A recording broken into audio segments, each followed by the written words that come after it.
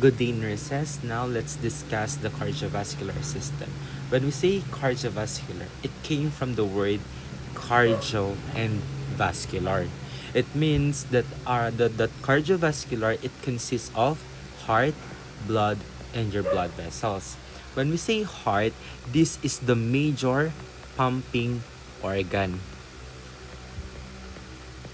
The heart is responsible to pump oxygenated blood all throughout the body so that our cell may magagamit siyang oxygen and nutrients para sa ganun makapag-function siya properly. Second one, your blood. Blood is the transport medium. If si heart, siya yung nagpapump, si blood naman, ito yung transport medium. Ibig sabihin, from the word transport, sila yung sinasakyan. Sila yung sinasakyan ng mga oxygen, nutrients, waste product, and hormones. Sila yung mga sinasakyan ng mga oxygen, nutrients, waste product, and hormones papunta dun sa mga cells natin. And next one, your blood vessels. Si blood vessels natin is composed of three. We have your vein, artery, and capillary. So ngayon, what is the major function of our cardiovascular? First, for transportation. Sabi ko kanina that blood is the transport medium. Kaya ang ating cardiovascular is one of the function is for transportation because the cardiovascular is the one who transport oxygen, nutrients, waste product,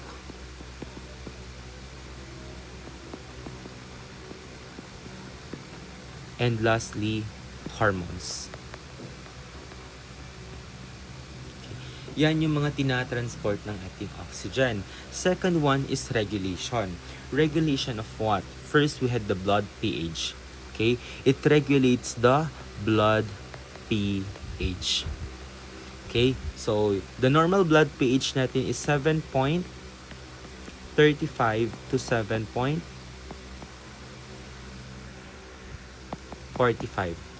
Okay, 735 to 745. It means that kapag yan ay higher than 7.45, our blood pH is alkalosis. If yan ay lower than 7.35, ang blood pH natin is acidosis. So, dapat ma-maintain natin yung blood pH para walang problem. Okay, di ba? Dapat yung body natin ma-maintain yung homeostasis. So, si blood ang nagre-regulate ng blood pH natin. Second one, aside from blood pH, it also regulates the body temperature. So remember yung mga patay na tao, di ba? Ang nangyayari sa kanila pag namatay sila, lumalamig sila. Bakit? Kasi nawawala na yung blood sa kanila. So si blood ang dahilan kung bakit tayo mainit, warm to touch.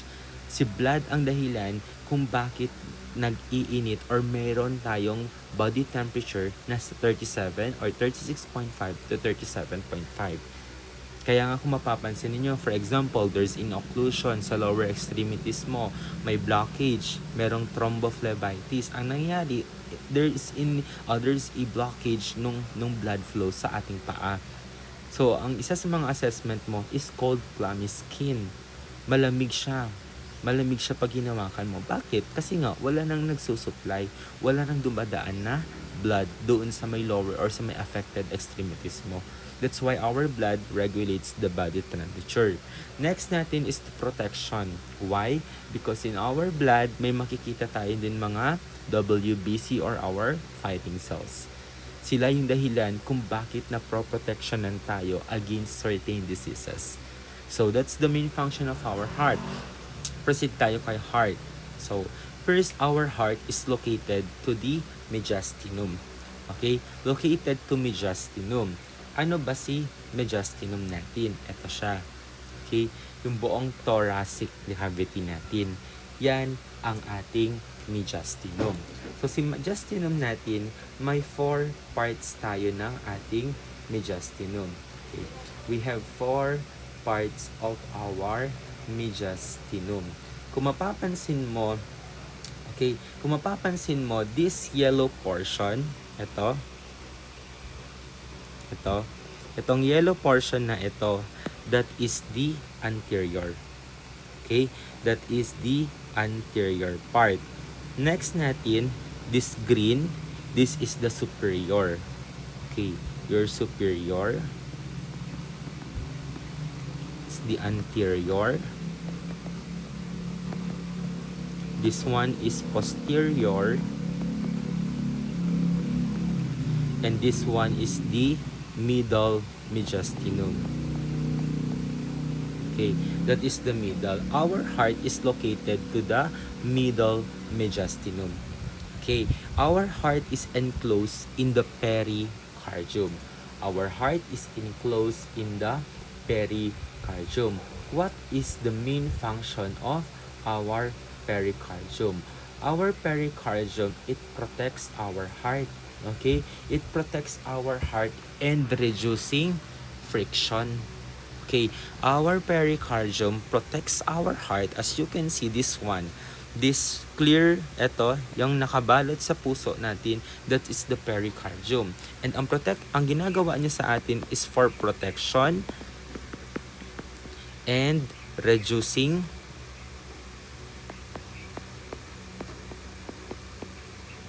friction. Okay, reducing friction around the heart.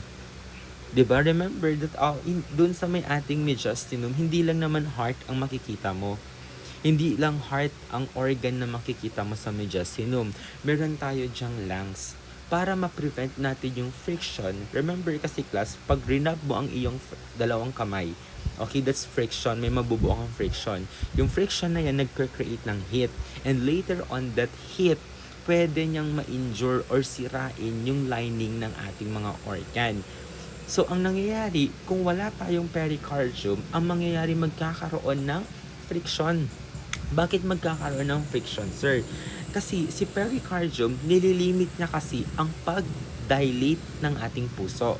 Diba? Remember that our heart is the pumping organ. It means there's a contraction. Okay, may contraction. So, kung may contraction, may dilation, and may constriction. Lalaki si heart and babalik siya sa normal na size niya. So, ang mangyayari dyan, pag wala kang pericardium, mag-go-over-stretch ang ating heart. So, it means, mag-go-overstretch siya kasi nga, walang naglilimit sa kanya. Walang nagko-cover sa kanya. Unlike kapag may pericardium ka, si pericardium ang magsasabi na, heart, dapat hanggang dito lang yung paglaki mo. So, kung wala tayong pericardium, ang tendency, magkakaroon ng friction. Pag lumaki ang ating, or pag nag-overstretch ang ating puso, magkakaroon ng friction. And this friction can injure the lining of our heart. And then, kapag na-injure yan, that can lead to inflammation. Kaya kailangan natin si pericardium so that ma-reduce natin yung friction. And your pericardium, may dalawa siyang types. We have your fibrous pericardium and your serous pericardium. Pag sinabi natin fibrous, letter F, firm. Ibig sabihin, siya yung malakas or strong, matibay, firm. Aside from that letter F, protection. Okay? Siya yung nagpo-protect sa atin against doon sa friction. Okay? So, your fibrous pericardium, siya ay firm and the main function is for protection. Second one, your serous pericardium. Si serous pericardium natin, letter S, slippery.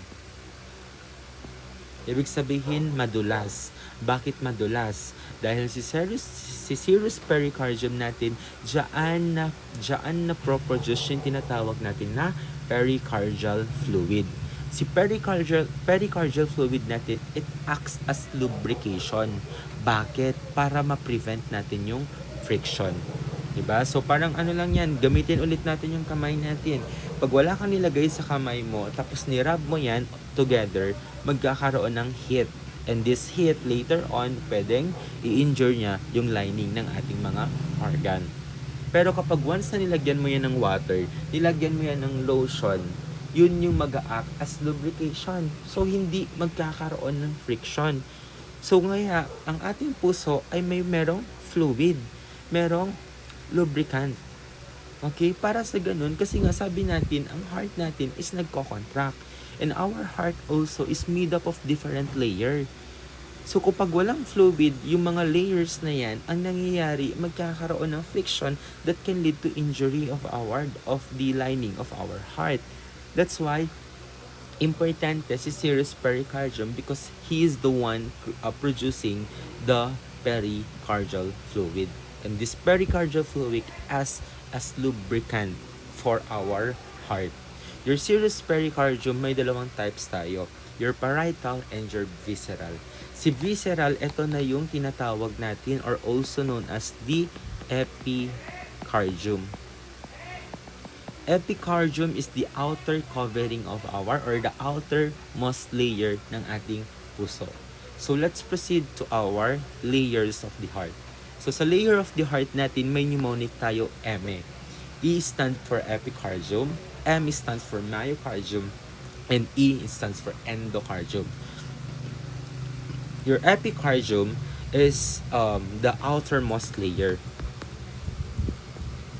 Ito yung si visceral, okay? The outermost layer. It means siya yung pinakalabas.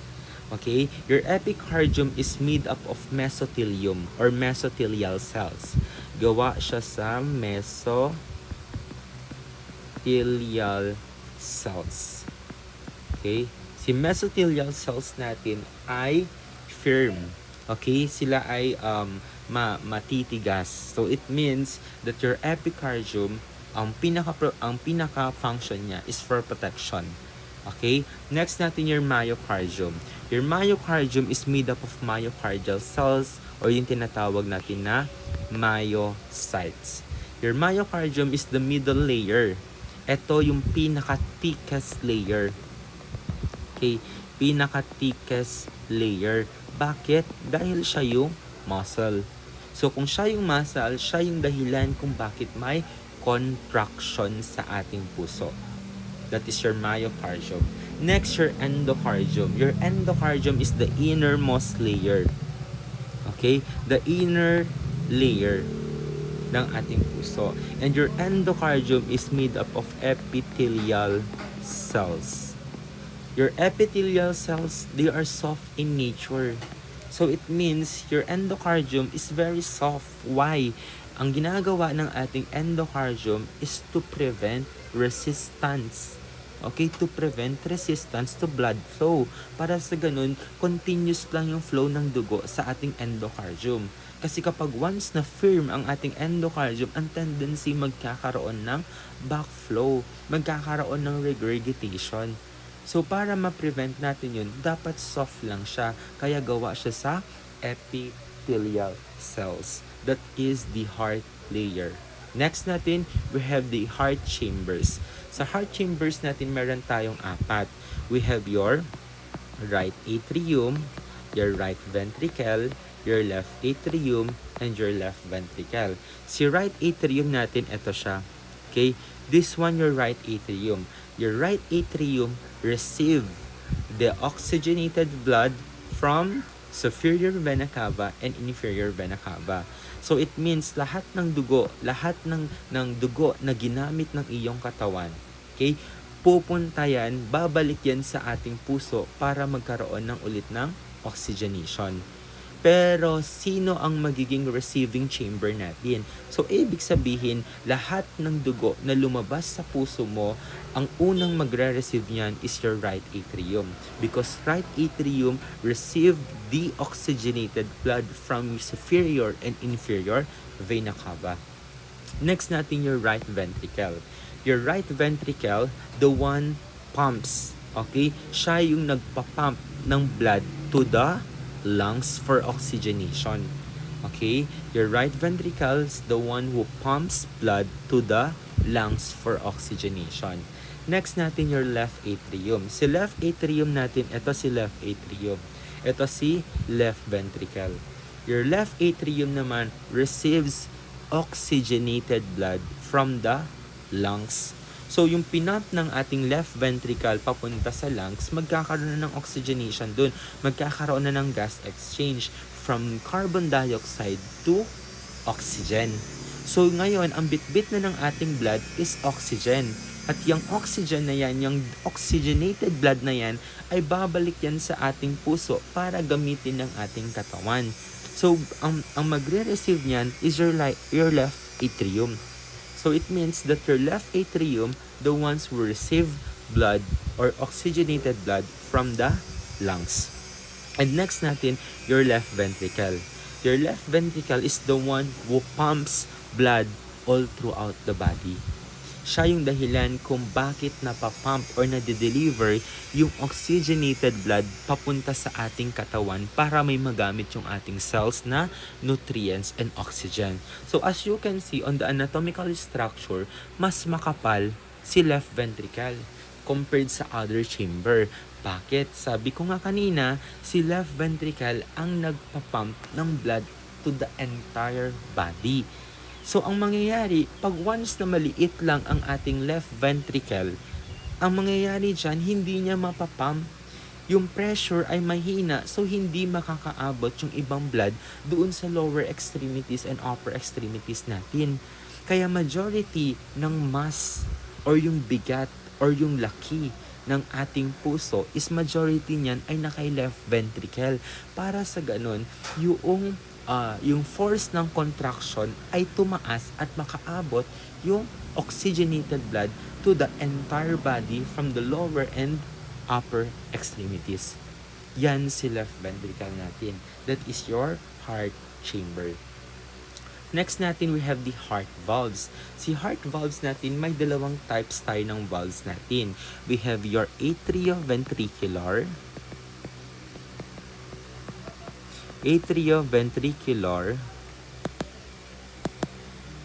ventricular, and your semi-lunar valve. Okay. The main function of our valve is to prevent regurgitation or prevent backflow. Ang ating mga valve ay siya yung nagme-maintain ng one flow lang ng dugo.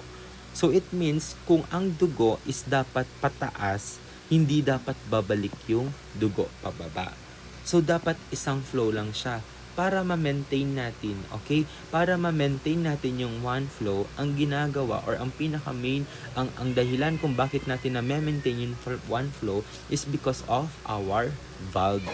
Okay, of our valve. Meron tayong dalawang types, your atrioventricular and your semi-lunar valve. Your atrio from the word atrio and ventricles.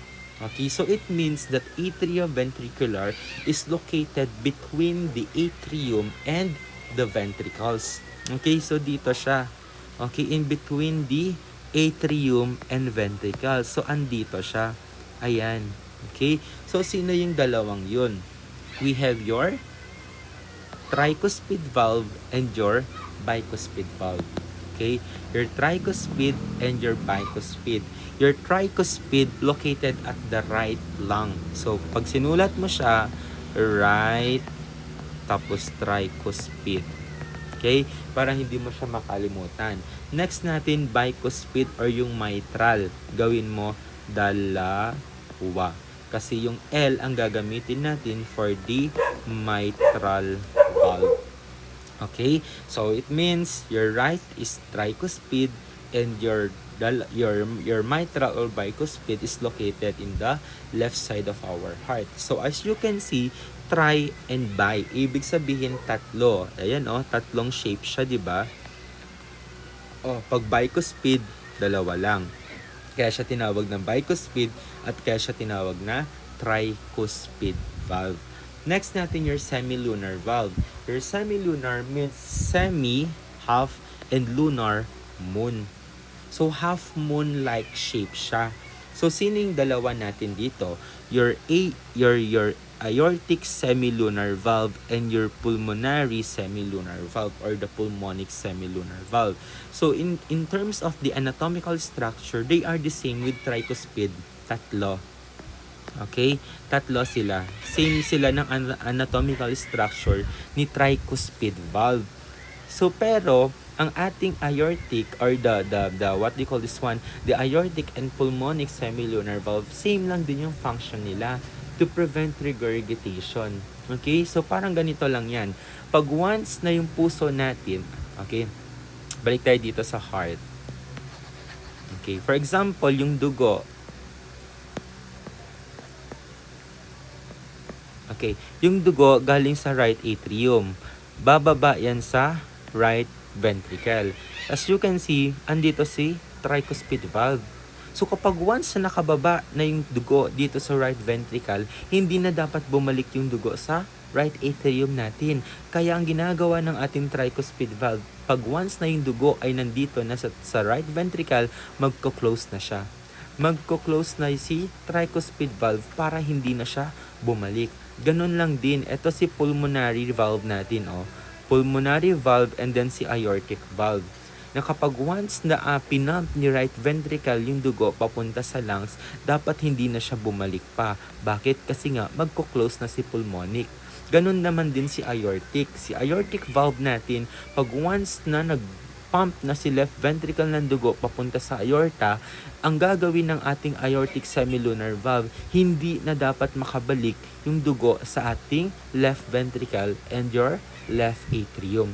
So, mini-make sure ni aortic semilunar valve na hindi na bumalik itong dugo sa ating left atrium and left ventricle. Kaya ang gagawin niya ay magko-close na siya. Pero pag may sira sa ating mga valves, that's the time na magkakaroon ng regurgitation hanggang magkaroon ng tinatawag natin na heart failure. Your left-sided and your right-sided heart failure. So that is our valve. Okay, sabi niya act as one-way door between the heart chamber, ensuring blood flow in the correct direction and preventing regurgitation. Okay, that's our heart valve. Next, proceed tayo sa blood circulation natin. Okay, sa blood circulation natin, yung dugo manggagaling, okay, lahat ng dugo natin na ginamit ng ating katawan, dadaan yan, okay? Dadaan yung dugo na galing sa upper extremities, dadaan yan sa superior vena cava. Lahat ng dugo na galing sa lower extremities, dadaan yan sa inferior vena cava. So, superior vena cava and inferior vena cava. After niyang dumaan, yung dugo na yan ay magsasalubong at pupunta yan sa right atrium. Okay? Pupunta yan sa right atrium. Ang gagawin ng ating right atrium ay magpapump.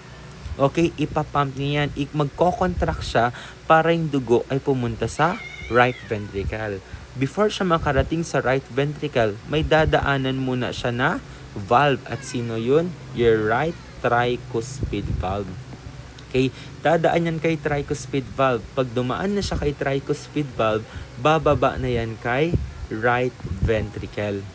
Si right ventricle natin, as you can see, okay, magpapump yan. Sabi natin that your right ventricle pumps blood to the lungs for oxygenation. So ngayon, pupunta ngayon yung dugo, ipapump ngayon ni right ventricle yan papunta sa lungs. But before siya makarating, may dadaanan muna siyang valve dito. Your pulmonary semilunar valve. Okay? Your pulmonary semilunar valve. Before siya makapunta sa lungs mo, dadaanan niya muna ito. This is your pulmonary trunk. Okay? Dadaan yan sa pulmonary trunk. After niya makadaan sa pulmonary trunk, pupunta yan sa ating artery. Okay, yung tatawagin natin na pulmonary artery. The pulmonary artery is the only artery that carries the oxygenated blood. So it means that lahat na ng artery ay nagke-carry na ng oxygenated blood maliban kay pulmonary artery. Pag nakapunta na siya kay pulmonary artery, that's the time na pupunta or dadaan na yan sa ating lungs para magkaroon ng oxygenation.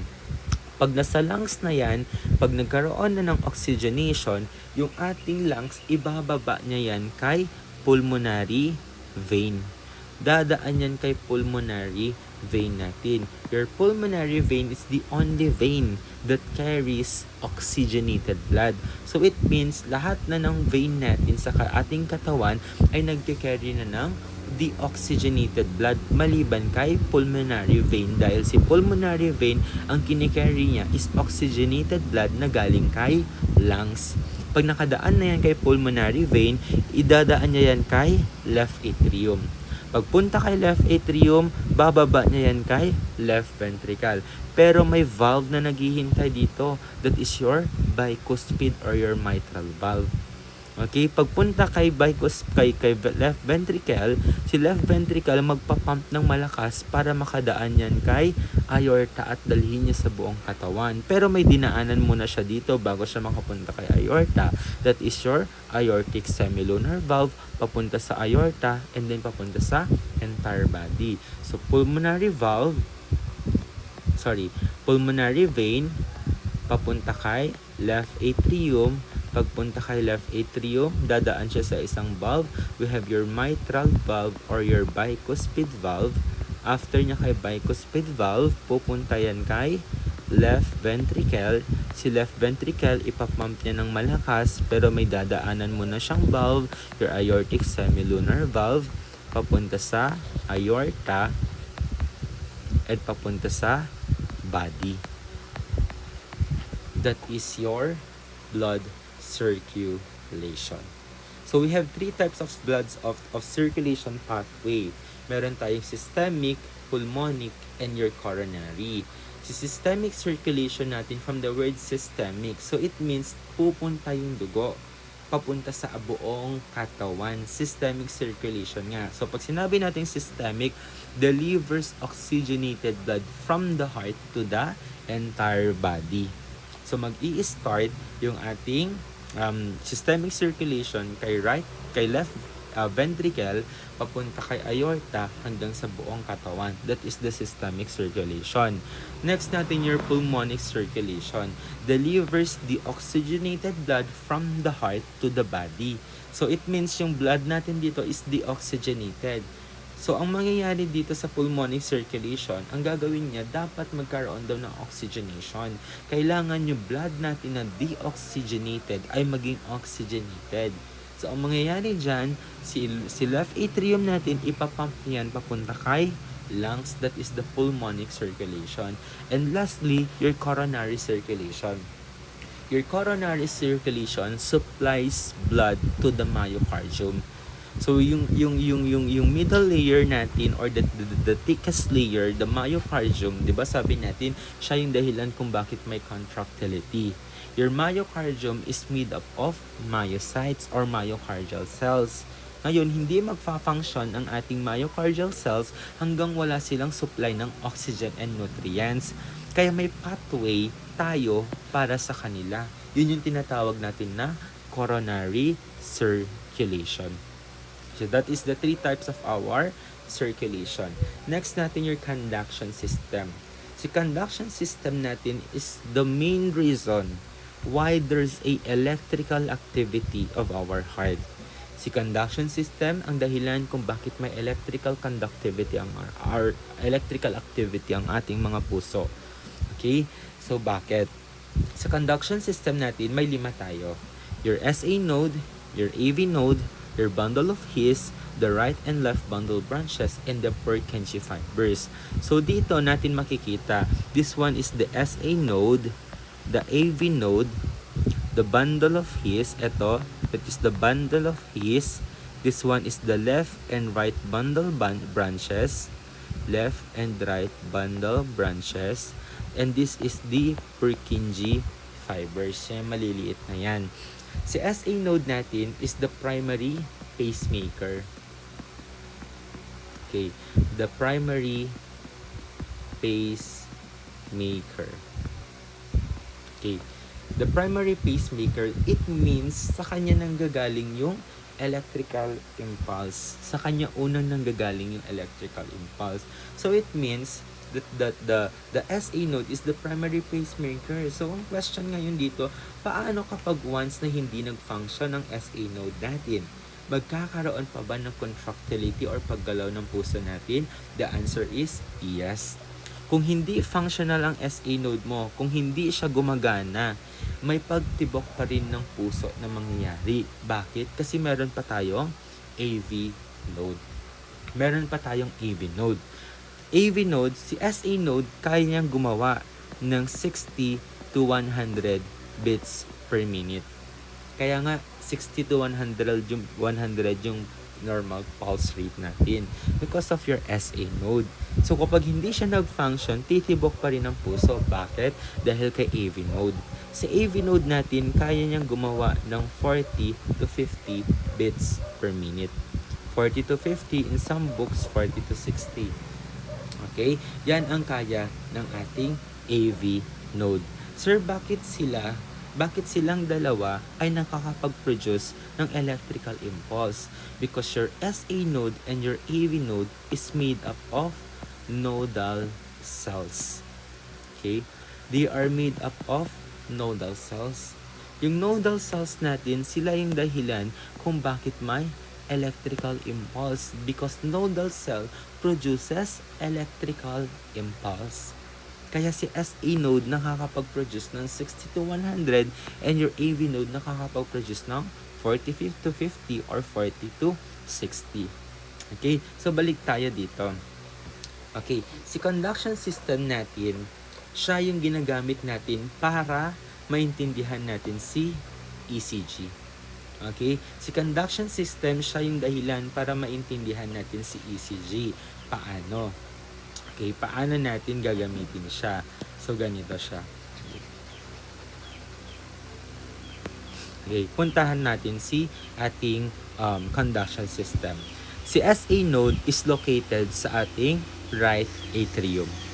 So, ngayon, pag nag-fire si SA node, nag-fire siya ng electrical impulse, ipapasa niya yan kay AV node. So, it means kapag nag-fire si SA node, ibig sabihin magkakaroon ng tinatawag natin na first activity. Okay? Magkakaroon ng first activity. Ano yung first activity na yun? Your atrial depolarization. The first activity of our heart is atrial depolarization. Okay? Atrial depolarization. It means magko-contract daw si atrium. Ulitin ko, pag nag-fire ang ating SA node, magkakaroon ng first activity ng ating puso. At yun yung tatawagin natin na atrial depolarization. So, eto ngayon, si atrial depolarization, the first activity of our heart. Ngayon, pag once na nagkaroon ng atrial depolarization, makikita natin yan sa ating ECG. By how? This is your P wave. So, yung pag-contract ng ating ating atrium, makikita mo ngayon as waveform sa ating ECG. At yan ngayon si P wave. Your P wave, yan yung atrial depolarization na tinatawag natin.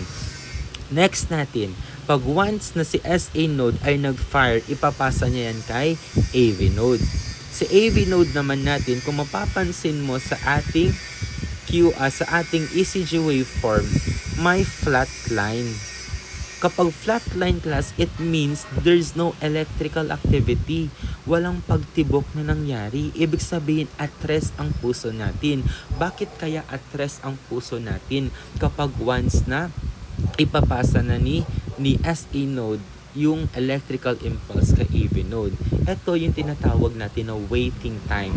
Itong flat line na yan, that is the waiting time. Bakit magkakaroon ng waiting time? Sir, sabi ko kanina, during SA node, nag-contract si atrium. So, pag nag-contract si atrium, yung blood natin dito ay dadalhin niya yan kay left ventricle.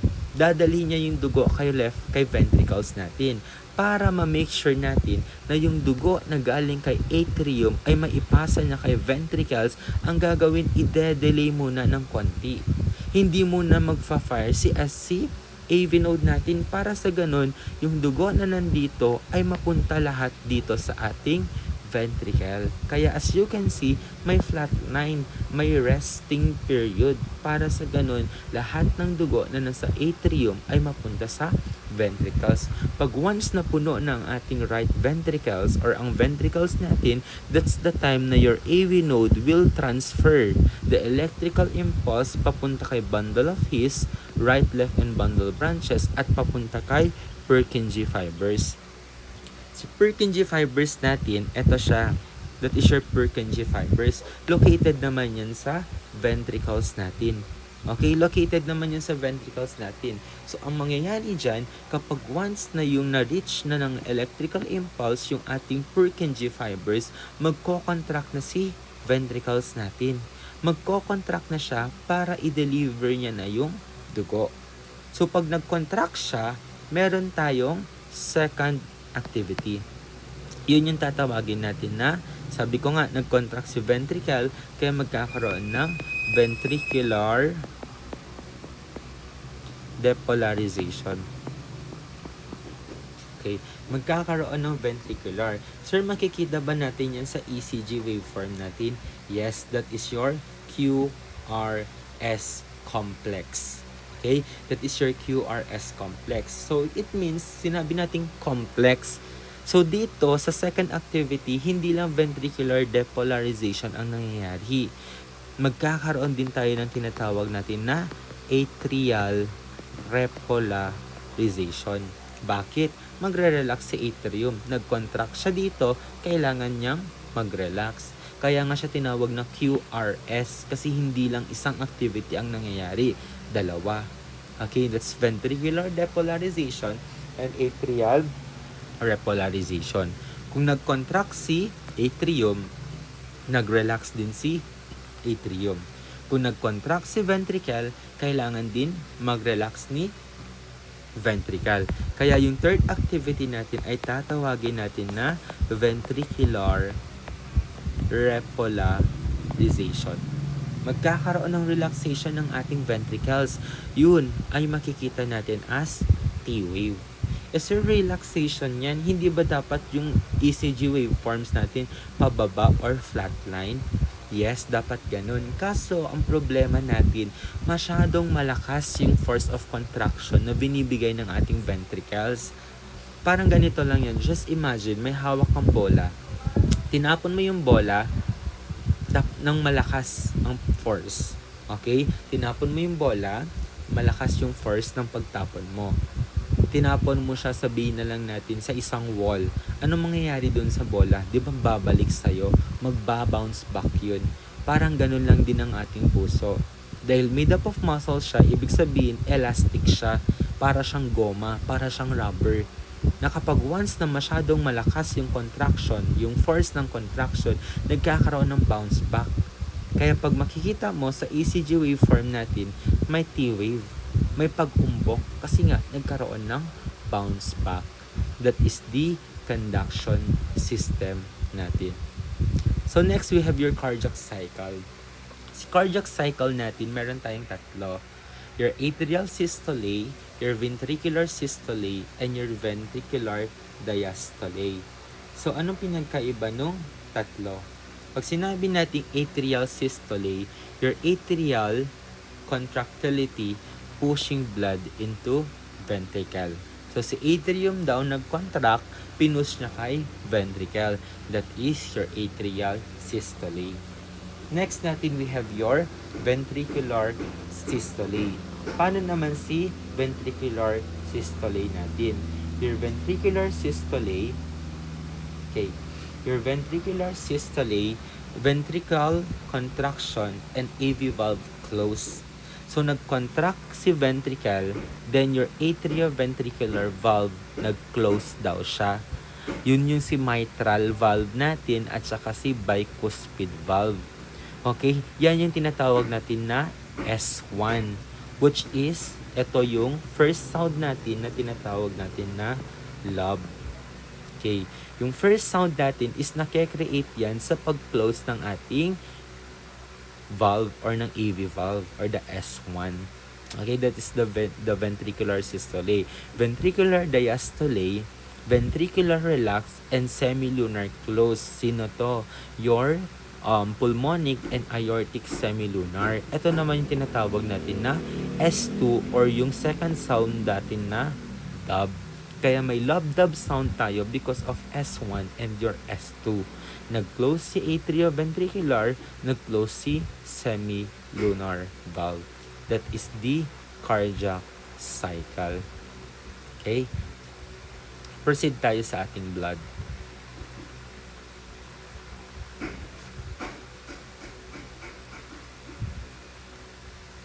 sa blood natin. Okay, so when we extract blood, tapos ilalagay natin siya sa centrifuge, ito yung magiging itsura niya. Meron tayong dalawa. This is the liquid form and this is the solid form. Ito, ang liquid natin ay plasma. And then this one is the formed elements. Okay, this is the formed elements. Si plasma natin, usually 55% yan. Ang formed elements natin is the 45%. So kung hahati-hatiin natin si plasma, ito yung kanyang content. May 4% protein, 50% water, and other solute na 1%. Actually, ito is this blood, I think it's a 7%. Ito, si protein natin, 7% yan. Ito, 91%. Yung other solute natin is 2%. Okay? Si protein, yung 7% na yan, hahatiin natin yan sa tatlo. We have your albumin, globulins, and your fibrinogen. Si albumins natin, 58% to. Sorry. 58%. Your globulins, 38% lang to. And your fibrinogen, the remaining 4%. Your albumins, siya ay responsible for the oncotic pressure. Okay? Oncotic pressure. Your globulins, these are your immunoglobulins. Your immunoglobulins, your GAMED, your IgG, IgA, IgM, IgE, and your IgD. These are your immunoglobulins. And your fibrinogen is for declotting. Okay? For clotting sila yan. So, next natin, we have your formed elements. May platelet, leukocyte, and erythrocytes tayo. Si platelet natin, ang usually measurement niyan is 150,000 to 400,000. Yan yung normal natin. Si leukocyte natin, it's 5,000 to 10,000. So, kapag once na nagbaba ang ating WBC, risk for infection. Pag 10,000, more than 10,000, ibig sabihin may ongoing infection. The next, your erythrocyte. Usually, normal erythrocyte natin or your RBC natin is 4.2 to 6.2. Okay, so pag hinati-hati natin yung WBC natin or your leukocyte, eto siya. Meron tayong 5. Okay? May 5 tayo. May 2 types tayo ng ating WBC. Your agranulocyte and your granulocyte. Si agranulocyte natin, this one. These are the agranulocyte. Okay? These are your agranulocyte. Bakit? From the word absence. Granulocyte, ibig sabihin parang may mga granules. So kung makikita mo dito sa ating eosinophils and your basophils, ayan o, di ba meron silang dot. Yan yung tinatawag na granules. Kaya nga, kung makikita mo tong dalawa, wala, malinis sila. Kaya sila tinawag na agranulocyte. Okay? Your agranulocyte. So, pag sinabi natin lymphocyte, usually, your lymphocyte, it should be 20 to 25. Okay? This is 20 to 25. 20 to 25.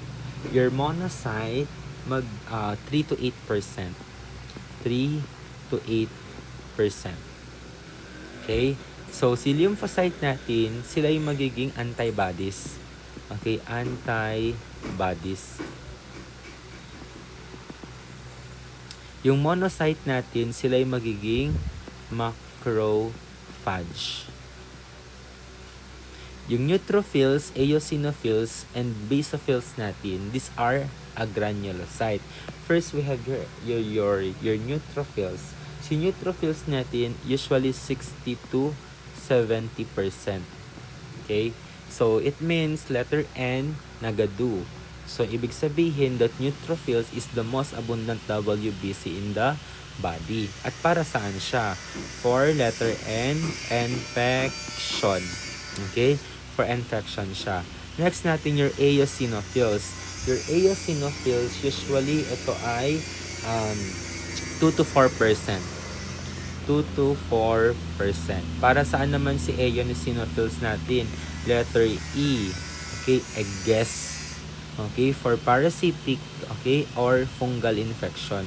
So, kapag once na may fungal or parasitic infection ka, tataas si eosinophils. Next natin your basophils. Your basophils natin is 0.5 to 1%.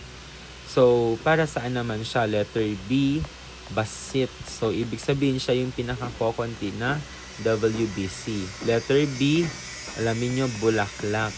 Bakit? Your bulaklak is ay meron siyang pollen grains. Pollen grains, pag once nalanghap mo yan, it can cause allergic reaction. So, it means that your basophil increases when there's a allergic reaction. Okay? That is your WBC. Proceed naman tayo kay RBC. Okay. Si RBC natin, class, they are considered a nucleus. Okay? A nucleus, ibig sabihin wala silang nucleus. Among all the cells in our body, si red blood cell yung walang nucleus. Bakit? Para sa ganon, yung space ni 'di ba sabi natin the blood is the transport system ng ating katawan. Lahat ng tinatransport niya is sumasakay kay red blood cell.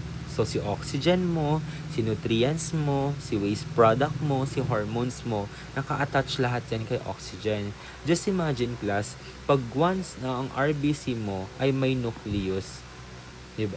Ang mangyayari, konti na lang yung space ng paglalagyan natin ng oxygen, ng nutrients, ng hormones, and ng waste product.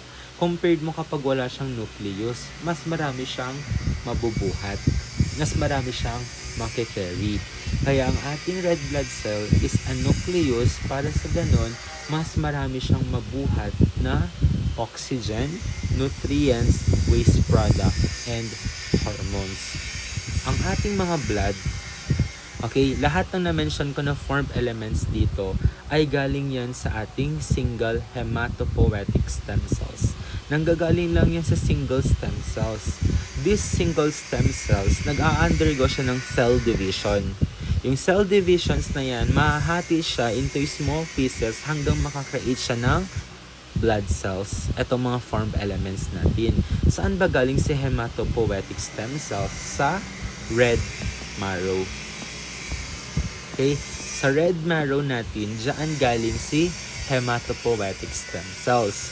Saan ba makikita si red marrow? Specific yan sa mga flat bones. Okay? Sa mga flat bones natin, saan yan? Sa clavicle mo, sa ribs mo, sa pelvis mo. Dyan natin usually makikita ang ating red marrow. They are the one producing the hematopoietic stem cell. So ngayon, si hematopoietic stem cell natin, magiging red blood cell yan later on. Si red blood cells natin, meron siyang buhay na 90 to 120 days. Okay, may lifespan ang ating RBC na 90 to 120 days. So it means may hangganan yung buhay nila. So kapag once na namatay ang ating RBC, pupunta yan sa ating spleen. Bakit? Doon ang libingan. Lahat ng namamatay ng RBC, ang libingan niya yan ay sa ating spleen. So kapag once na sa spleen na siya, sa ating spleen kasi ay merong macrophage. Sa spleen, may mga macrophage. Yung macrophage natin, they are the phagocytic cell or the cell eating. So, ibig sabihin, kapag once na namatay si RBC, kakainin niya, i-engulf niya yung WBC. At pag in-engulf niya, mahahati siya into 2. Mabre-breakdown si RBC natin into 2. Ano yun? We have the heme and your globin. Okay, your heme and globin. Okay. si heme and globin. Pag sinabi natin globin, siya ay magiging amino acid. Your globin is mako-convert yan into amino acid. Amino acid is considered as the building blocks of protein. Kaya nang gagawin natin kay amino acid, si amino acid, hindi natin yan itatapon. Dadalhin natin yan sa buto para sa ganon, may magamit ulit tayo kapag gagawa tayo ng bagong RBC. So next natin si heme natin. Si heme natin, okay, ma-breakdown yan into 2 ulit. We have the iron and bilirubin.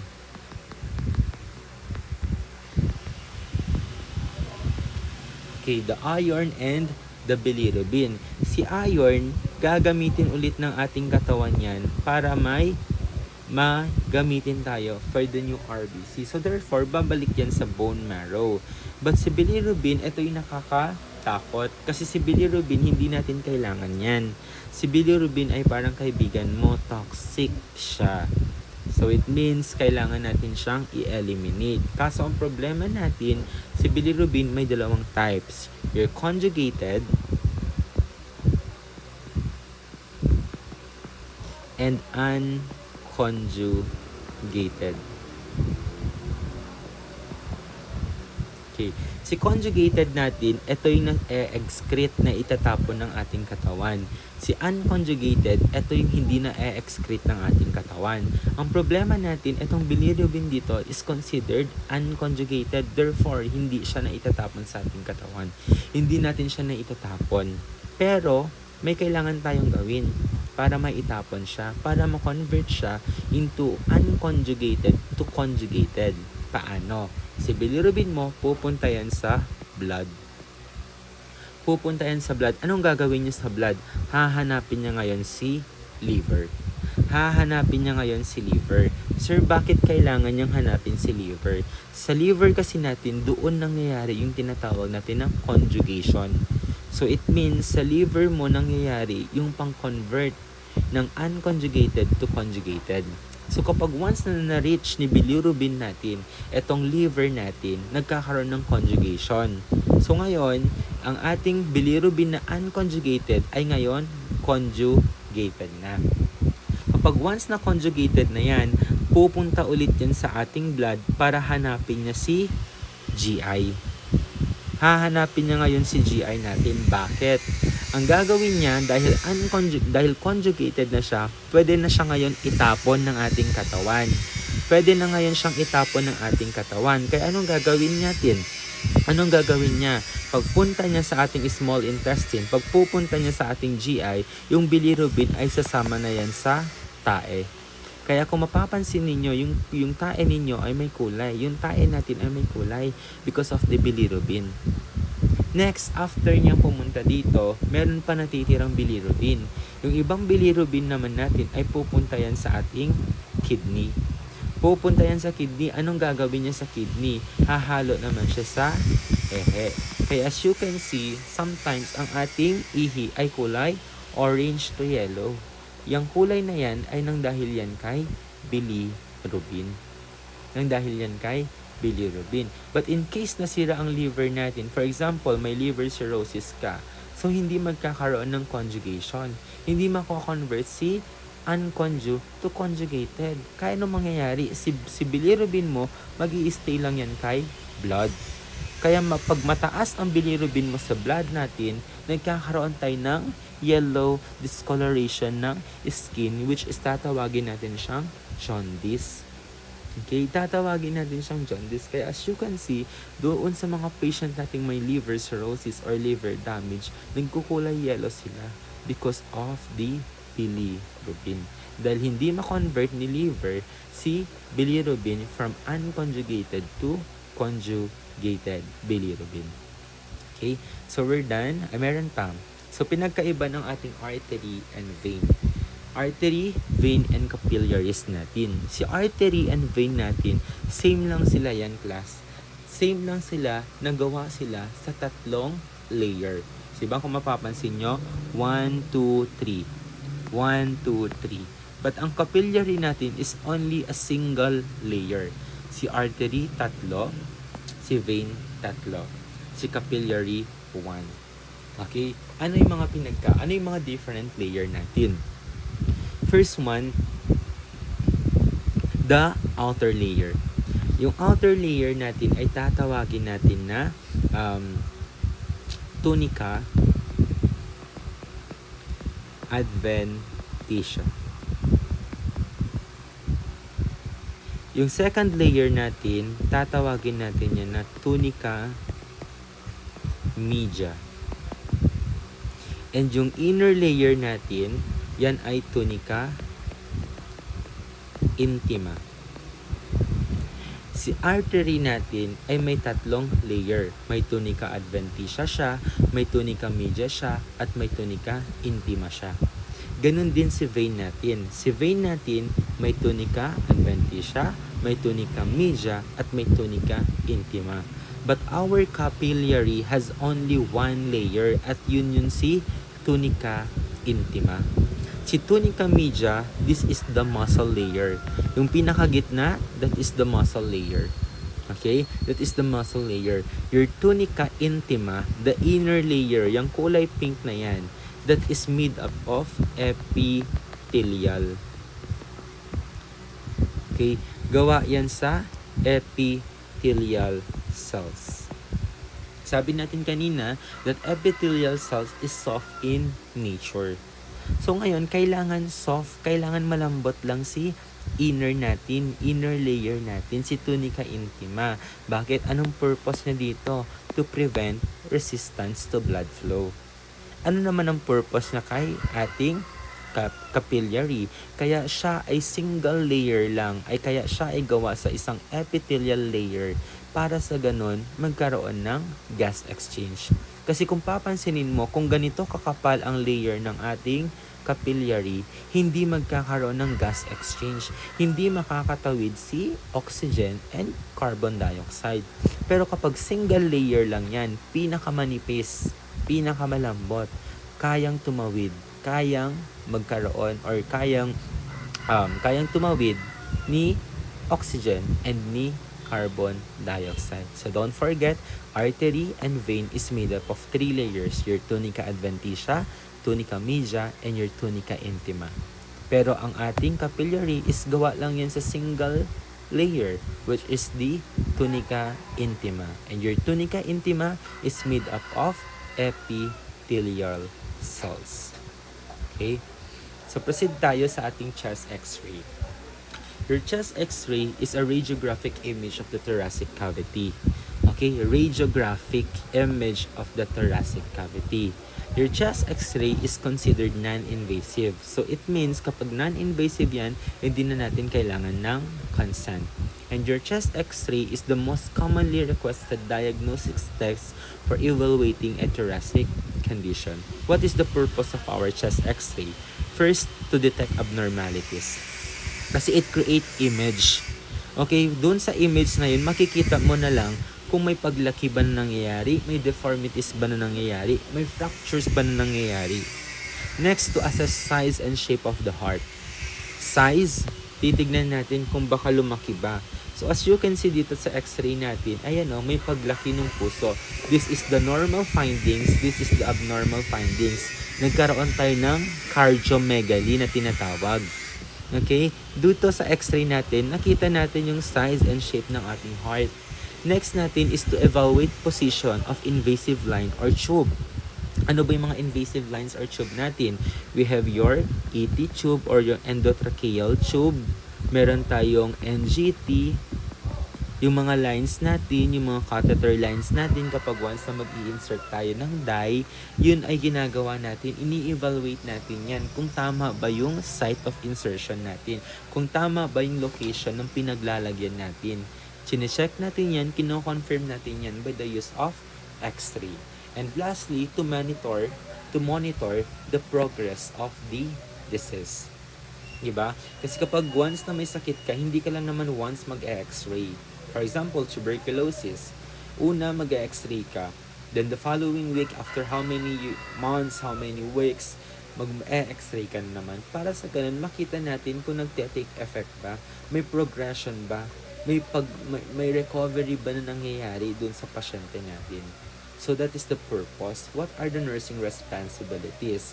First, we need to verify doctor's order. We don't need consent anymore. Kasi nga, your X-ray is non-invasive and considered a routine procedure. Basta kapag routine procedure yan, hindi na kailangan ng consent.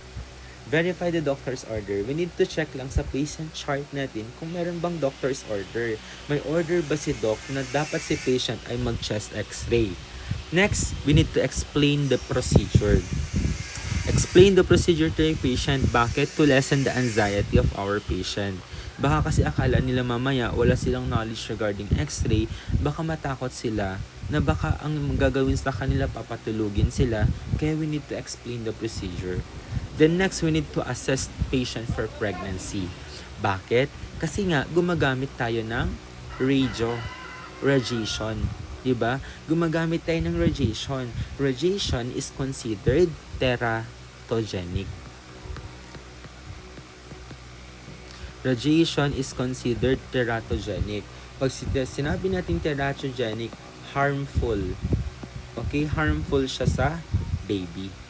Okay? Harmful, ibig sabihin, may effect, pwede niyang sirain, pwedeng magkaroon ng abnormalities.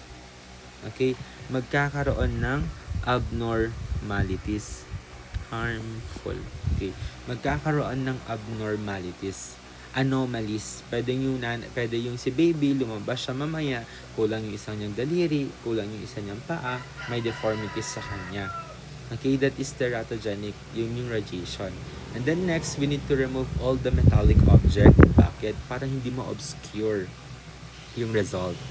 Pag sinabi natin obscure, hindi siya parang maapektuhan. Kasi mamaya, para mas clear yung image. Kasi kapag once na may, for example, for chest x-ray ka, may ginamit kang necklace, ang mangyayari doon, makikita yung necklace mo sa x-ray mo. So, hindi ngayon mamaya clear yung image na ating makikita. Kaya kailangan remove all the metallic object. And then we need to assist the patient to appropriate clothing. So kung x-ray lang yan, kung chest x-ray lang yan, kung thorax lang ang titignan natin, hindi mo na kailangan pang ibaba pati short niya. Hindi mo na kailangan i-remove yung short niya. Dapat i-expose lang natin.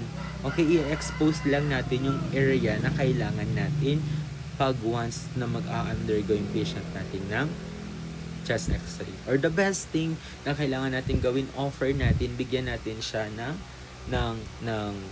gown. Para sa ganon, mas mabilis lang yung pag-expose niya doon sa area na kailangan nating tignan. And then during the procedure, kailangan nating i-position si patient. Sitting, standing, or upright. Okay? Sitting, standing, or upright position. But pag hindi siya unconscious siya ganun, or hindi tawag na nito, hindi niya kayang tumayo, pwede naman natin siyang semi-faller's position. Kahit sa bed niya na lang, just elevate lang natin yung head ng bed niya. And then instruct the patient to deep breath. Okay, kailangan bakit? Para magkaroon ng lung expansion. Para mas maganda yung visualization or yung image na makikreate natin. And next, use lead shield. Kailangan gumamit ng lead shield, lalo ipangtatakip natin to sa mga very sensitive na organ, such as your reproductive organ. So minsan tinatakpan natin ng lead shield yung mga reproductive or sensitive organ. Bakit? Kasi your radiation can cause infertility. Pwede magkaroon ng infertility or pagiging baog kapag once na na-expose ng radiation yung reproductive organ natin. And the next, stay behind protective barrier. This is applicable for nurses or healthcare practitioner. Stay behind protective barrier. Para sa ganun, hindi rin natin ma-acquire yung radiation na content ng ating chest x-ray. Okay? Post-procedure, assist the patient to return to a comfortable position. Siyempre, pinatayo mo siya, sinemi-followers mo siya, ibalik mo siya sa comfortable position niya. Next, inform the patient that normal activity can be resumed.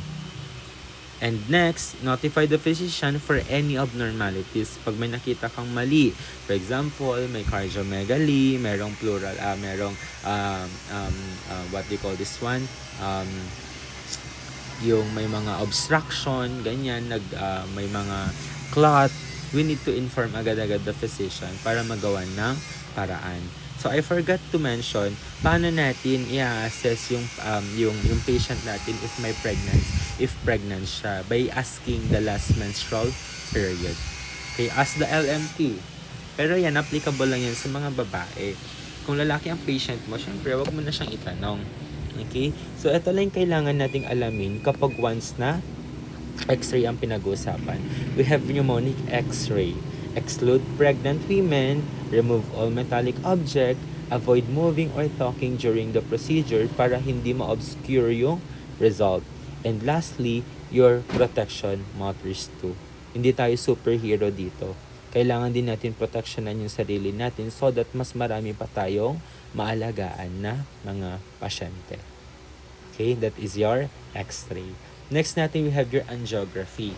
Angiography natin, or the arteriography, an X-ray technique that involves injecting a radiographic contrast dye. Okay, mayroon tayong binibigay that contrast dye into a vascular to visualize blood vessels using fluoroscopy or X-ray imaging. X-ray imaging. So we have types. We have your coronary angiography. Ito yung ginagamit natin for heart para makita natin kung may coronary artery disease, MI, or angina pectoris. Next natin your cerebral angiography. Sa brain naman to. Chine-check natin dito kung merong stroke or aneurysm. Next, your pulmonary angiography. Sa lungs naman yan. Okay? Next, your peripheral angiography. These are for extremities. Titignan natin kung meron bang thrombophlebitis, may clot ba na namumuo. That is peripheral angiography. And then lastly, your renal angiography. Si renal, ti-check naman natin yan for kidneys naman yan. Okay? Yung artery natin sa kidney para ma-check natin kung may hypertension or tumor. Okay? Para ma-check kung may hypertension or tumor. Saan ang site ng insertion natin ng needle? First, we have the brachial. The brachial or the femoral. But the most common site na ginagamit natin is the femoral. Ito siya, oh. The femoral and brachial. Bakit si femoral?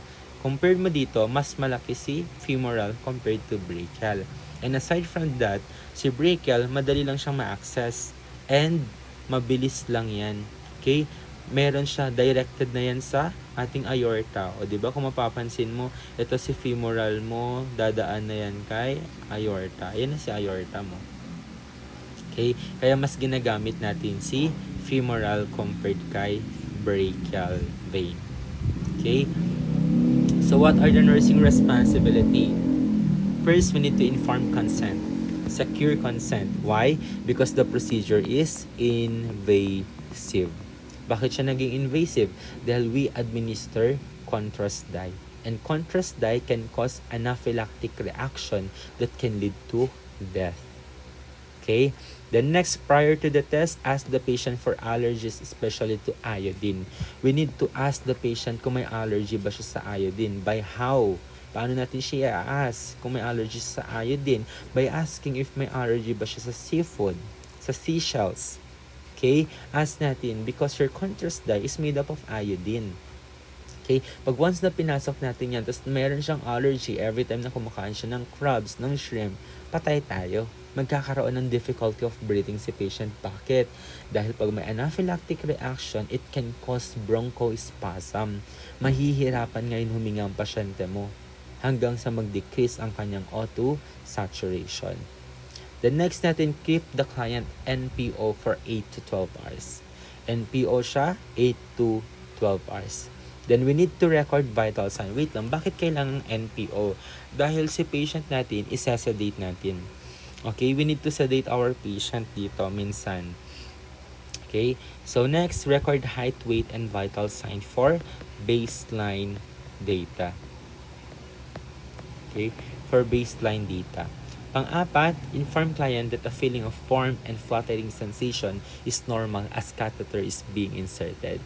So, wag tayong mabahala dito kasi normal lang yan. Pag may chief complaint si patient na feeling of warm, fluttering, or fluttering sensation, wag kang mabahala. That's not a priority because that is normal. Then next, explain that a mild IV oral sedative may be given before or during the procedure. And local anesthetic will be used at the insertion site. So, dun sa insertion site niya, may ilalagay tayo din na anesthesia para hindi masakit. Okay? Next is warm him, that he may feel lightheaded, warm, or nauseated for a few moments after the dye injected. That is normal. So, kailangan di tayo mabahala dyan. And he may also receive nitroglycerin during the test to dilate the coronary vessels, aid visualization. So nitroglycerin is considered nitrate and the action of nitroglycerin is for vasoconstriction. So para mas maganda yung visualization or yung pag-visualize natin doon sa mga artery na natitignan natin, we need to administer nitroglycerin para mag-dilate.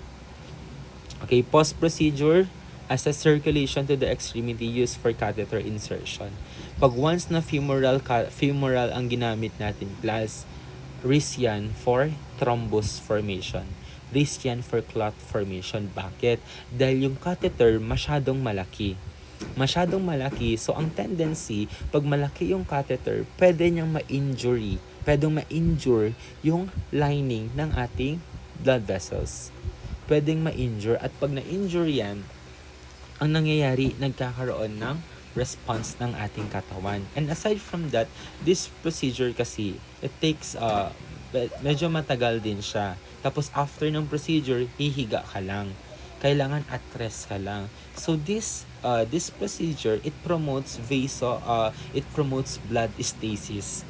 Ibig sabihin ni stasis, at rest lang siya, hindi siya maggalaw kasi nga procedure plus after niyan nakahiga ka lang.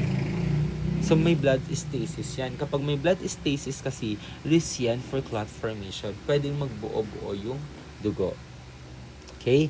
So check peripheral pulses, color, sensation of the affected extremity. We need to check the pulse. Tignan natin kung weak or absence na ba yung pulse. Kasi kung weak or absence na yung pulse, ibig sabihin may clot formation na. That's already a complication. Yung color, tignan natin kung hindi siya pinkish or kung ang color is nagba-black na, nagbo-blue na, we need to notify the physician dahil meron na yung complication, may clot formation na. Okay? We need to check also the sensation of the affected extremities.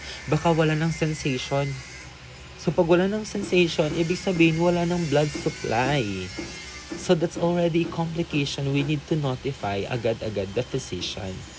And then if protocol requires, keep affected extended state for approximately 8 hours to prevent bleeding. And also, observe the catheter insertion site for swelling and bleeding. Pag may swelling, that means may infection. Kailangan din natin i-check kung may bleeding para hindi mag-hypovolemia ang ating pasyente. And lastly, we need to assess the vital signs and report for significant changes. So, dapat yung vital signs na kinuha natin prior sa procedure, kailangan pag after the procedure ay bumalik siya sa normal. Okay, bumalik siya sa normal. Kasi kapag hindi siya nag-normal, we need to notify the physician. Okay? Kasi that's already a complication. That is the angiography.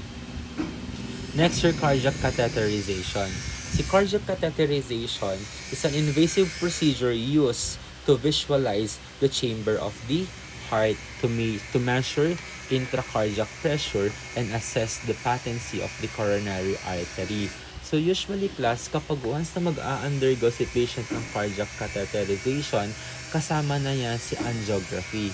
Always na nakasama si angiography. Kaya as you can see, same lang yung procedure. Okay?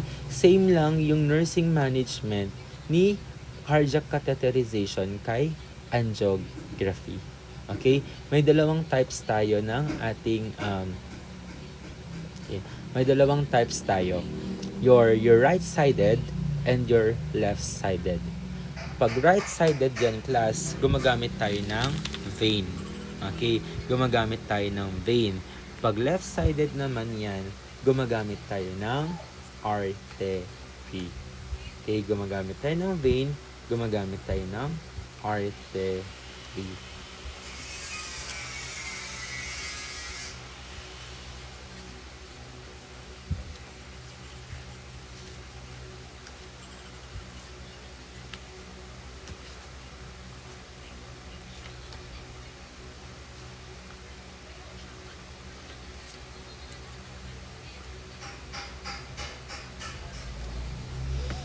Okay. Gumagamit tayo ng vein kapag right-sided at gagamit tayo ng artery kapag left-sided.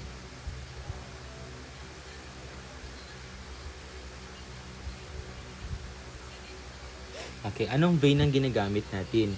We have the femoral and the subclavian. Okay. The femoral vein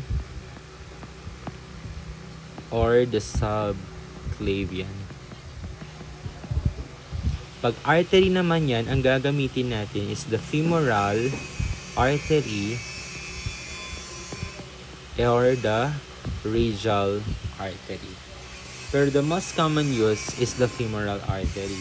Gaya na sabi ko kanina, what do you call this one? Mas malaki ang ating subclavian vein, ang femoral vein natin compared sa ibang vein. Kaya siya ang ginagamit natin. So, usually class, same lang si cardiac catheterization kasi angiography. Si angiography, we need to assess lang yung ating mga artery. Titignan lang natin kung may occlusion. Pero pag ditong cardiac cath kasi, we measure the pressure. Okay? Pressure ang mini-measure natin. Ito yung pinagkaiba nila. Okay? So, purpose to assess pag cardiac function, to assess heart function, measure pressure. Pag once naman na angiography, to visualize blockage or narrowing. Scope can involve right and left. Doon natin siya pinapasok. But this time, pag angiography yan, coronary artery lang ang focus natin. We use contrast dye. Then diagnostic therapeutic, both diagnostic and can be interventional. Bakit kaya it can be interventional? Minsan kasi lumuluwag na yung artery na nagkaroon ng obstruction or narrowing after cardiac catheterization. Okay, same lang din with angiography. And then fluoroscopy naman din ang gamit natin. Okay, so yan lang naman si cardiac catheterization natin and your coronary angiography. Next natin your echocardiography. Si echocardiography natin is a non-invasive recording of the cardiac structure using ultrasound. May dalawang types tayo, may 5 types tayo ng ating echocardiography. Your transthoracic echocardiography or the TTE, the transesophageal echocardiography or the TEE, and the stress echocardiography, the Doppler echocardiography, and the 3D echocardiography. Sa ating transthoracic echocardiography, we place probe on the chest wall. So, parang ito siya. Ayan. Yan si probe. Ito si probe. Yan. Ito yung puso. Andyan yung chest wall. Okay, dyan lang. Ganyan lang si TTE natin. Okay? So, your transthoracic echocardiography, ito na siya. Yun. Is a non-invasive ultrasound test that uses sound waves transmit through the chest wall to create real-time images of the heart. So, kung mapapansin mo ito, ayan o. Ayan. Ayan yung mga nakakreate niyang images. That is their transthoracic. Ano ang kanyang procedure overview? Your transthoracic, it can perform at the bedside. Aside from dyan, transducer is moved across the chest wall para sternal, apical, subcostal views. Your transducer, ito din is also known as probe. Okay? Si probe din yan. Same lang sila. Your patient may be asked to hold breath momentarily para sa mas maganda yung visualization. And duration of this procedure, it takes 30 to 45 minutes. No sedation or contrast dye needed. Kaya nga siya ay non-invasive procedure. You don't need consent anymore kasi ultrasound lang siya. Okay, that's your TEE. What are the nursing responsibilities? Ross procedure, position the patient to a soft left side lying. As you can see, naka-left side si patient. Bakit? Pag nag-left side siya, mas maganda kasi yung visualization. Okay? Mas maganda. Bakit? Mas lalapit yung chest. Okay? Mas lalapit itong heart natin sa chest wall natin pag naka-left side lying tayo. Okay? So, mas maganda yung visualization. Next, remove clotting or provide privacy. Okay?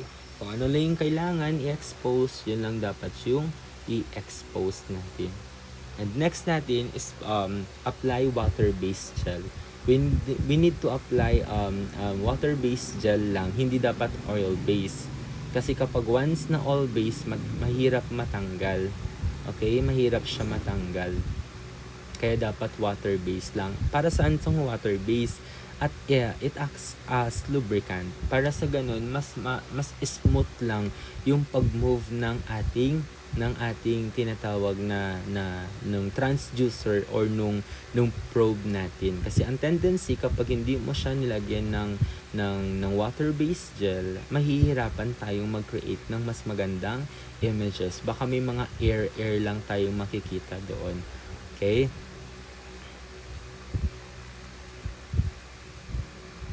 Kaya yun.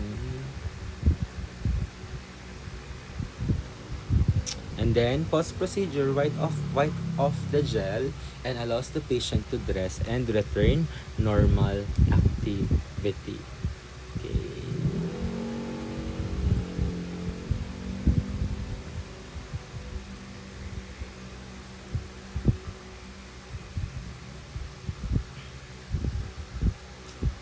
Next natin your electrocardiogram. Sa electrocardiogram natin is a graphic record of the electrical activity of our heart. Ito na yung si conduction system kanina. Okay, your conduction system natin kanina. So, we have kailangan i-consider kapag electrocardiogram. First natin, meron tayong makikita yung mga boxes. Yung boxes natin yan, yung maliliit yung small box natin, that is 0.02. Yung big boxes natin, that is 0.4. Okay? Yung malalaking boxes, it's 0.4. Yung count niya. So, ilang box yan? 1, 2, 3, 4, 5. No? 0.02 times 5. And then 1, 2, 3, 4, 5, 6, 7 times 0.4. Okay? Yan yung number ng seconds. Okay? Seconds niya. 0.2 seconds yung maliliit na boxes, 0.4 second yung malalaki na boxes. Sa ECG natin, kailangan may P-wave. May P-wave. Ito si P-wave. P-wave produced by atrial depolarization. Indicates that SA node function. Okay? So, SA node. Ibig sabihin, pag may P-wave tayo, ibig sabihin galing yung electrical impulse kay sinoatrial node natin. Next, there should be a PR interval. So, si PR interval, ito natin. Yung first, yung contraction, so, yung impulse, yung pag-travel ni SA node hanggang mag-start si AV node. Okay? Indicates AV conduction time or the time it takes an impulse to travel from the atria down and through the AV node.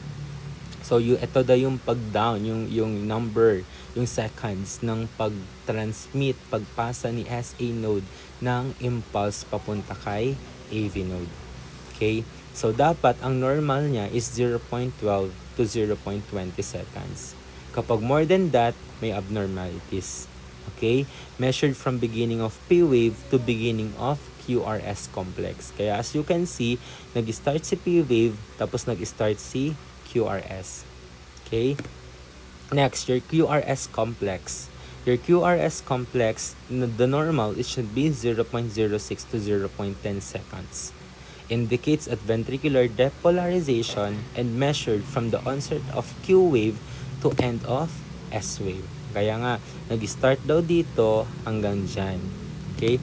That is your QRS. Next, your ST segment. Si ST segment natin indicates the time interval between depolarization of ventricles and repolarization of ventricles. The ST segment.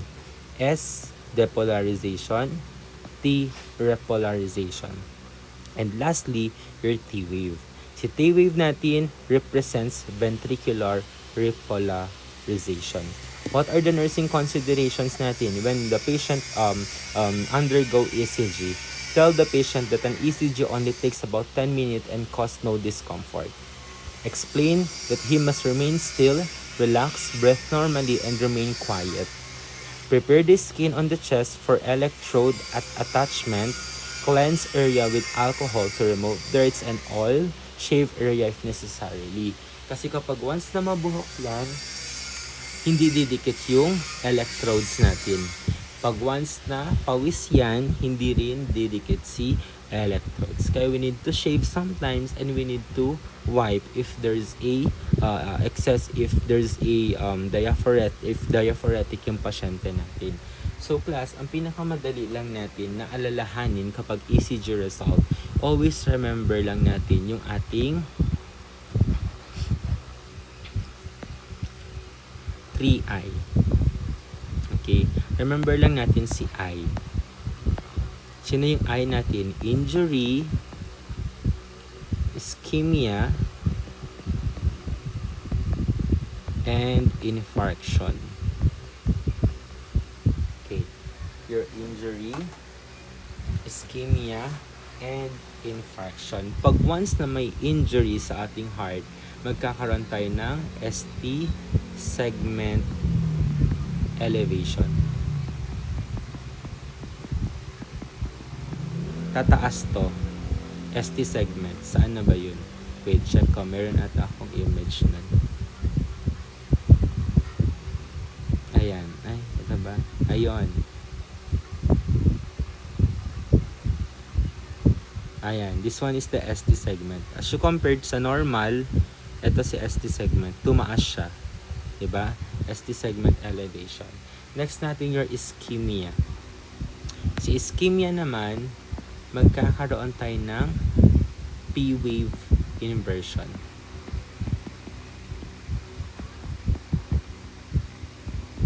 Babaliktad. Instead na pag ganyan yung P-wave mo, gaganon siya. That is inverted P-wave. That is a indication na may ischemia sa heart. Next, infarction. Pag infarction naman, ang makikita nating result, it's pathologic Q-wave. Okay? Yan lang kailangan nating alalahanin kapag once na mag-ECG. Pag may injury, ST segment elevation. Ischemia, P-wave inversion. And infarction is pathologic Q-wave. Okay? So next, we have the cardiac enzymes. Okay? The cardiac enzyme. So usually, yung cardiac enzymes natin, tinatawag natin silang cardiac markers. Okay? Cardiac markers ang tawag natin sila dito sa kanila. So bakit?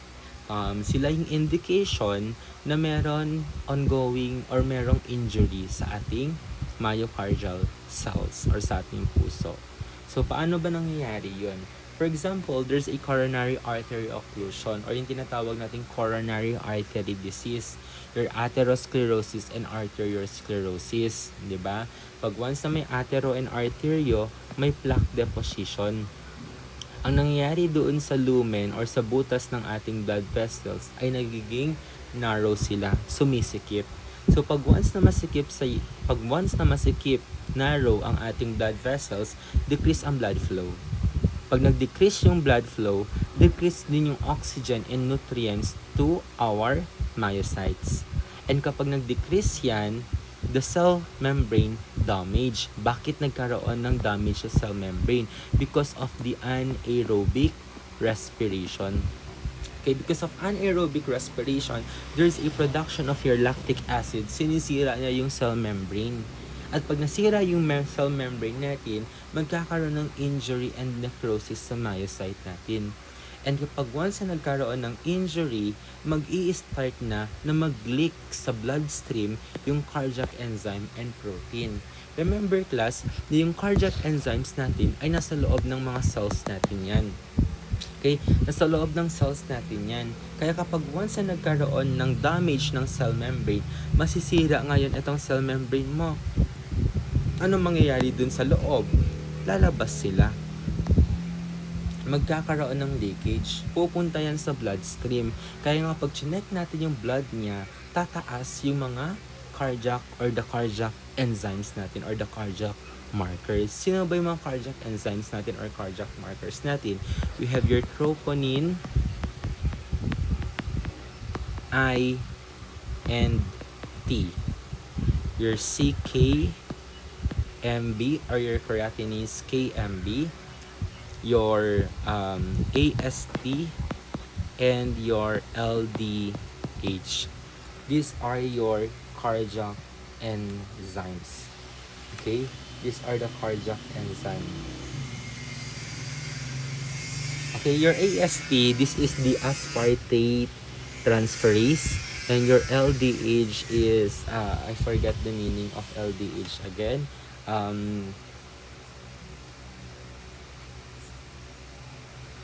LDH. Lactate dehydrogenase. Sulat ko na nga. Lactate dehydrogenase.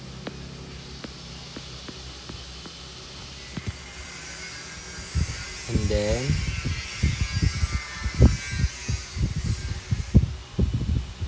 aspartate aminotransferase.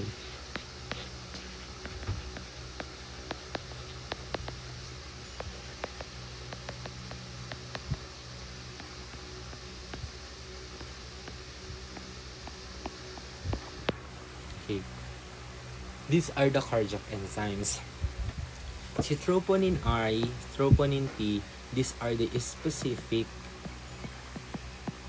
and the most sensitive cardiac markers. Okay? They are specific and the most sensitive cardiac markers. So, ang mangyayari dyan, class, kapag once na merong what they call this one, may cell damage, usually tumataas ang ating troponin I, troponin T. Usually tumataas sila yan 3 to 6 hours after or 2 to 6 hours after anong tawag, angina or chest pain. Tataas itong troponin natin 2 to 3 hours after chest pain. Tapos tatagal yan. It takes or it lasts for 7 to 10 days. Okay? 7 to 10 days. Next natin your CKMB. Usually tumataas ang ating should be 2 to 6 hours to. 6 hours. Okay. Your CKMB, tataas naman yan 3 to 6 hours. 3 to 6 hours. Until kailan yung pagtaas niya? Until 2 to 3 days. Okay. Your aspartate, usually si aspartate tataas yan after 24 hours. 24 hours after chest pain, and your lactate dehydrogenase 36 hours after chest pain. Si CKMB class, may mga different CK kasi tayo. Ulitin ko, CKMB, your CKBB, and your CKMM. Si CKMB, specific yan for heart, cardio. Your CKBB for brain. And your CKMB, MM for muscles or musculoskeletal. So kapag tumaas si CKMB, ibig sabihin may injury sa heart. Pag tumaas si CKBB, may injury sa brain. At pag tumaas si CKMM, may injury sa muscles or sa musculoskeletal. Okay? So usually meron pa tayong ginagawa na procedure yung aside from dito, meron pa yung tinatawag natin na what do you call this one again? Yung lipid profile test. Okay? Your lipid profile test. Lipid profile test. Ito yung i-check natin yung LDH and then the LDH and then the HDL. Your high density lipoprotein and the low density lipoprotein. Actually, ito yung pinaka ginagamit natin minsan because this is a diagnostic test to diagnose heart condition or heart diseases. But this lipid profile test is the least invasive. Okay. Least invasive. Ulitin ko, invasive. Your lipid profile test, chine-check natin dito yung calories count niya, the high density and low density lipoprotein. So, ginagamit natin yan to diagnose heart condition or heart diseases and siya yung pinaka-least invasive sa lahat. Okay? That is the lipid profile test. Usually, ginagawa natin ito ang a lipid profile after a 12 hours fasting. So, may 12 hours fasting tayo dito kay lipid profile test. Okay? So, that's all for our cardio.